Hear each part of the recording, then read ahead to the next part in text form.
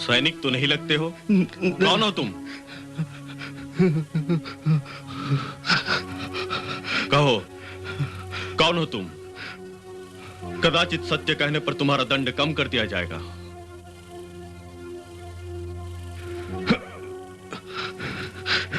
तुम्हारा मौन तुम्हारी मौत का कारण बन सकता है। कहो, हमारे बेड़े पर क्यों आक्रमण किया? क्या उद्देश्य था तुम्हारा? हम सैनिक नहीं हैं, हमें क्षमा करें। हमें ज्ञात है कि तुम सैनिक नहीं हो, फिर कौन हो तुम? हम जलदस्यु हैं। तो हमारे युद्धपोत पर क्या लूटने आए थे? युद्धपोत पर धन और स्वर्ण तो नहीं होते? हमें तो केवल आक्रमण करके नौसेना को छिन्न भिन्न कर देने का आदेश था। आदेश? किसका आदेश?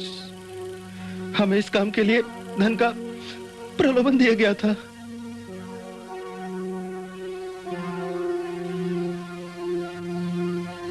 किसका षड्यंत्र था? सातकर्णी के सेनापति और नौका मंत्री का। तो इसका पीछे सतकर्णी का हाथ था। हमारे जनसैनिकों को मारकर चेतराज ने हमें नीचा दिखाया है। हमारी समुद्री व्यापार पर राजस्व भी लगा दिया। क्यों न हम मगध आदि मित्र राज्यों से सैन्य सहायता लेकर उन पर आक्रमण कर दे। स्वयं पुष्पमित्र अब अस्वस्थ रहने लगे हैं। सुना है वो शीघ्र ही मगध की सत्ता बृहस्पति मित्र को सौंपकर विश्राम करना चाहते हैं। ऐसे में कलिंग के विपरीत किया गया युद्ध हमें पराजय ही देगा। महाराज चेतराज के पास सबसे बड़ी शक्ति उनके आदिवासी वनों में हाथियों का होना है। अब सुदूर देशों में हाथियों का व्यापार उनकी आय का मुख्य साधन बन गया। अब हमें यही उचित है कि हम प्रत्यक्ष युद्ध न करके इन समुद्री डाकुओं को प्रोत्साहन देते रहें। महाराज, हमें आप आर्थिक सैन्य सहायता देते रहें। समुद्र में हम उनके व्यापारियों को आतंकित कर उन्हें हतोत्साह करते रहेंगे। किंतु अब हमारे सैनिक उनके हाथ में नहीं आना चाहिए।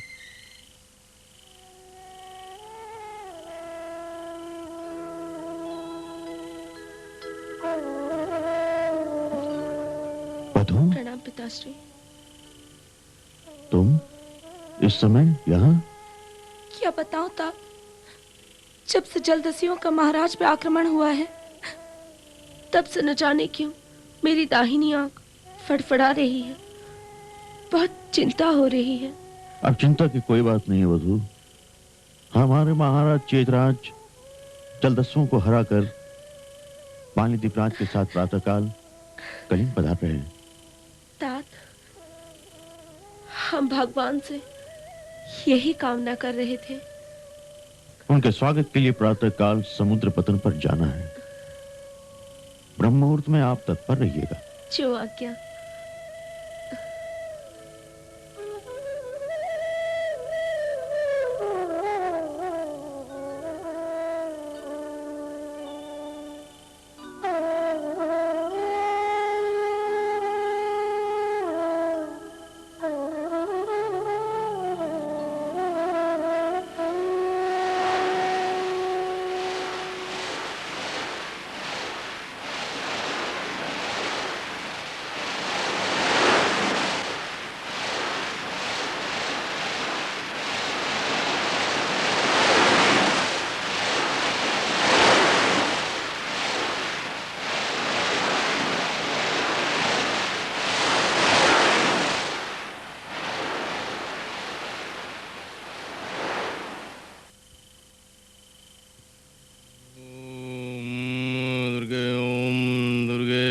विद्युद्दाम समप्रभाम रिपति स्कंदस्ताम भीषणा कन्या भीकर वालकरि बलिसद्दस्ता विरासी विताम हस्ते चक्र दास के विष्कांग जापं गुणं दर्शनीम विभ्राण अमलात्मकां श्रीधरांग दुर्गांग त्रित्रांग भजे ओम ज्ञानिना पिचेतांग देवी भगवती हिसा बलादा कृष्ण मोहाय महामाया प्रसिद्ध दुर्गे स्मृता हर्ष विद्मशे जंतो स्वस्थै स्मृता मधुमती विश्वांग दासी दारिद्र दुख भय हरणी कातुदनिया सर्वोपकार करणाय सदार्थ चित्ता सर्वमंगल मंगली शिवे सर्वार्थ साधिके शरण्ये त्र्यंबके गौरी नारायणे नमोस्तुते शरणागते दीनार्थ परित्राण परायणे सर्वस्यार्थे हरे देवी नारायणे नमोस्तुते सर्वस्वरूपे सर्वेशे सर्वशक्ति समन्विते भय विस्त्राहिनो देवी दुर्गे देवी नमोस्तुते रोगान शेषान भंगसि तुष्टा रुष्टातु कामान सकलान भीष्टान तामाशितानां रणं तमाशिताय श्रेतां प्रणति सर्वाबाध प्रश्नं त्रिलोकस्य अखिलेश्वरी एमे त्वाकरि मस्मद् वैरि विनाशनम् ओम ओम ऐं ह्रीं क्लीं चामुण्डाय विच्चे ओम ऐं ह्रीं क्लीं चामुण्डाय विच्चे ओम जगज्जननी मां ओम देवी प्रपन्नार्ति हरे प्रसीद प्रसीद मातर जगतो खिलस्य प्रसीद विश्वेश्वरी पाहि विश्वं तमीश्वरी देवी चराचरस्य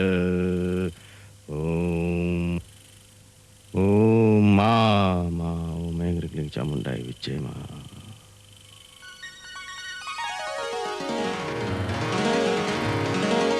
अष्टपुत्र सौभाग्यवती भव। महारानी पुष्प लीजिए। धन्यवाद। ये महाराज के लिए। आपको यहाँ अपने बीच अच्छा तो नहीं लगता होगा। यहाँ आपके सुविधा के लिए कोई सुविधा नहीं है। अरे नहीं, हमें तो यहाँ से जाने का मन ही नहीं होता। माँ आपकी मनोकामना पूर्ण करे। ब्राह्मण देवता, आप हमें अष्टपुत्र सौभाग्यवती का आशीर्वाद दे रहे हैं, किंतु हम अभी तक चेदी वंश को एक पुत्र रत्न भी नहीं दे पाए हैं। आश्चर्य, महान आश्चर्य। परंतु माते, आपके मुखमंडल पर पद्मिनी योग से युक्त लक्ष्मी लक्षण से स्पष्ट है। आपको तो किसी महान इतिहास पुरुष की माता होनी चाहिए। माता, यदि आज्ञा हो तो एक मंत्रणा निवेदन करूं? अवश्य, निसंकोच कहें। हे महारानी, यदि आप महाराजा के साथ भगवान शिव का रुद्राभिषेक करें तो आप जिस प्रकार एक पुत्र की अभिलाषा करके संकल्प लेंगी, शिव की कृपा से वैसा ही पुत्र रत्न प्राप्त होगा। देवी, आगामी आषाढ़ शुक्ल पक्ष तृतीया को शुभ योग है। तब तो हम अवश्य ही यह रुद्राभिषेक करेंगे।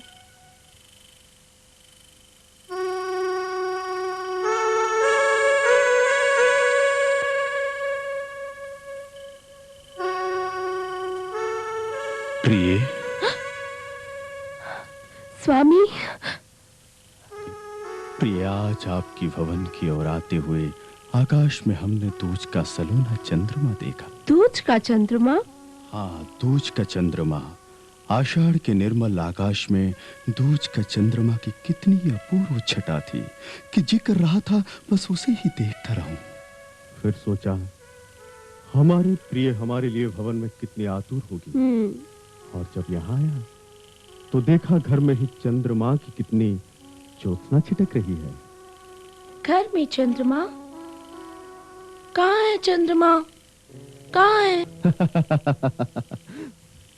मैं बताता हूँ। प्रिय, कस्तूरी मृग नहीं जानता कि उसकी नाभि में इस धरती की अनुपम सुगंध समाई हुई है। तुम ही हो चांद और तुम्हारा ये सलोना मुखड़ा हमारे नेत्रों में समाया हुआ चंद्रमा है। अब इतने न लजाओ। अब जो संदेश सुनोगी तो पिघल जाओगी। क्या? कल आषाढ़ मास है, शुक्ल पक्ष की द्वितीया है, हमारे और तुम्हारे मिलन की रात। कल कलिंग वासियों की आशा तुम्हारे कोख में कली बनकर खिलेगी। कलिंग वासियों की आशा? आपकी अपनी कोई भावना नहीं? एक दायित्ववान सम्राट महारानी के समक्ष समर्पण कर दे। यदि आपको प्रिय है तो हम खुद का आपके सामने अभिसमर्पित कर देते हैं। नहीं, आज आपका समर्पण संपूर्ण नहीं होगा। मुझे तो संपूर्ण तन, मन और ध्यान चाहिए। संपूर्ण। सच? बस कल तक प्रतीक्षा करूंगी।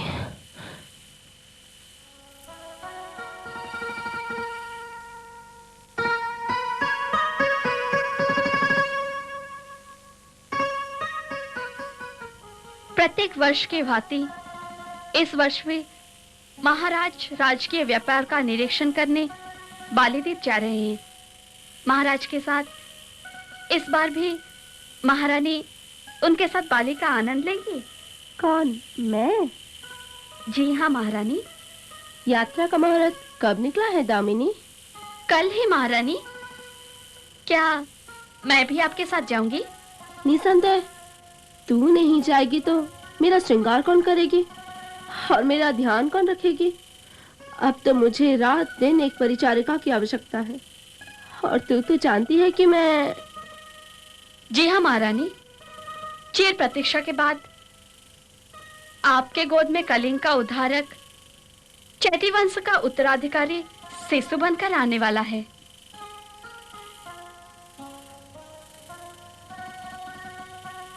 और मुझे दोनों के दायित्व का निर्वाह करना है। दोनों का? एक तो स्वयं आप और दूसरा आपके गर्भ में खेलने वाले राजकुमार का।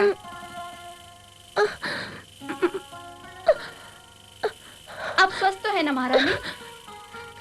वैद्यराज को बुलाओ। नहीं नहीं नहीं नहीं नहीं, मैं ठीक हूँ।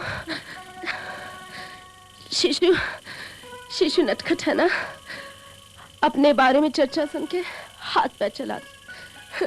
दुष्ट राजकुमार।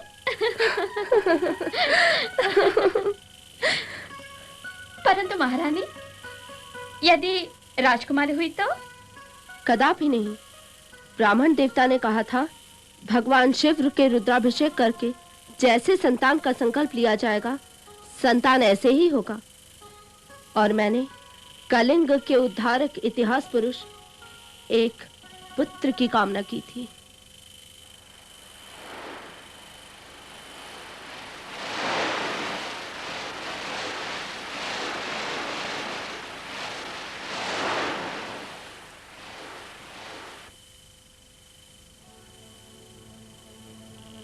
पिताजी, खाना।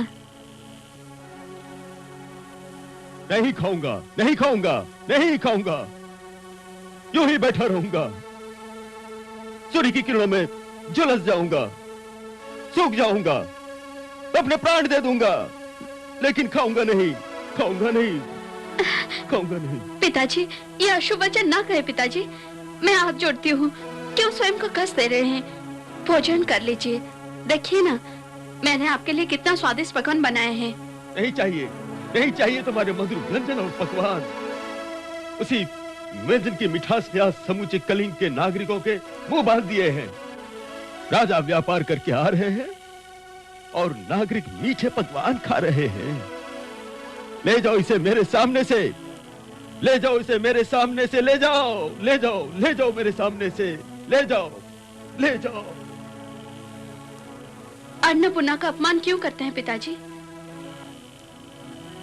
अभिमान नहीं, स्वाभिमान, स्वाभिमान। एक पुरुष का स्वाभिमान, एक नागरिक का स्वाभिमान, एक योद्धा का स्वाभिमान, योद्धा का स्वाभिमान। चले हैं बालीद्वीप में व्यापार करने, चांदी सोना भर भर के लाएंगे, सजाएंगे राजमहल को। फिर जो बचेगा नागरिकों के सामने फेंक देंगे। फिर घर की खाओ, पकवान खाओ, खाओ, खाओ, खाओ। बस हो गया कलिंग का उद्धार। लाते रहो धन, भरते रहो राजकोष। आज पाली यात्रा, कल जावा, सुमात्रा की यात्रा। हट, हट, हट। राज सिंहासन पर बैठते ही लोग क्यों बदल जाते हैं, क्यों बदल जाते हैं, क्यों बदल जाते हैं? कहां गया महाराज का दिया हुआ वचन जो उन्होंने राज्याभिषेक के समय अपनी प्रजा को दिया था कि वे कलिंग वासियों के अपमान का बदला अवश्य लेंगे? कहां गया वो? अपना वचन भूल गए। वो राजा से व्यापारी बन गए, व्यापारी।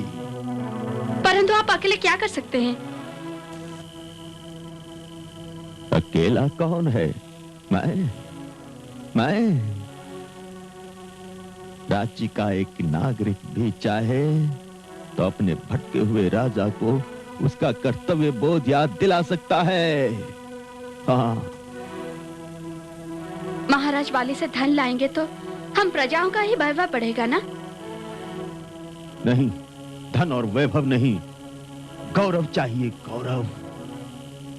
कलिंग वासियों को धन का इतनी ही चाहत होती तो अशोक के आक्रमण के समय आम बलिदान क्यों किया होता? उन बलिदानी योद्धाओं की विधवाओं, उनके अनाथ बच्चों को गौरव चाहिए, उनके घायल सम्मान का गौरव चाहिए। कब होगा विजय तिलक? कब होगा? कब होगा? जब भी होगा पिताजी, परंतु ये समुद्र पर भूखे प्यासे रहने से तो नहीं होगा ना? यदि उपवास करके कष्ट देना है तो यह यातना अपने घर पर भी संभव है। इस तपते सूर्य के धूप में क्यों? घर नहीं जाऊंगा, घर नहीं जाऊंगा, घर नहीं जाऊंगा। देखो, देखो, विशाल समुद्र को देखो। न जाने कब महाराज की नौका पानी यात्रा से लौट आए और किनारे लग जाए। मैं घर चला जाऊंगा तो महाराज को उनके प्रखर वचनों को कौन याद दिलाएगा? नहीं, मैं घर नहीं जाऊंगा, मैं घर नहीं जाऊंगा। मैं यहीं बैठकर महाराज की प्रतीक्षा करूंगा। तुम घर जाओ, तुम घर जाओ। मैं नहीं जाऊंगा, मैं नहीं जाऊंगा, नहीं जाऊंगा।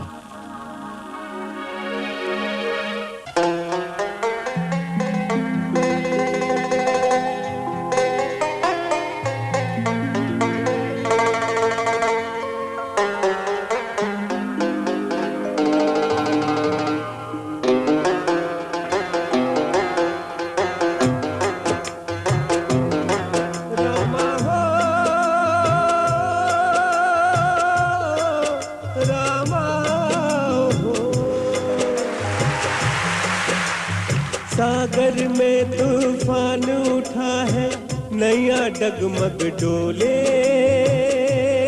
रे डोले। सुन रे लोगों मेघ गरज के तुमसे क्या क्या बोले रे बोले। समय की आंधी क्या जाने क्या क्या ले जाए रे। हंसी भंवर में नैया कोई पार लगाए रे। हंसी भंवर में नैया कोई पार लगाए रे। ओ रामा,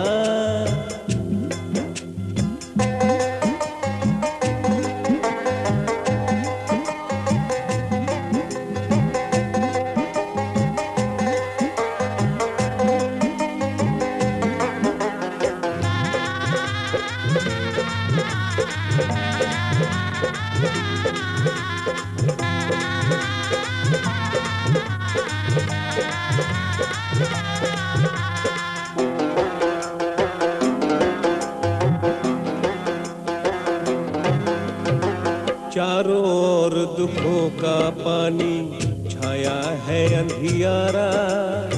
आशा का पतवार है टूटा, दिखता नहीं किनारा। चारों ओर दुखों का पानी छाया है अंधियारा।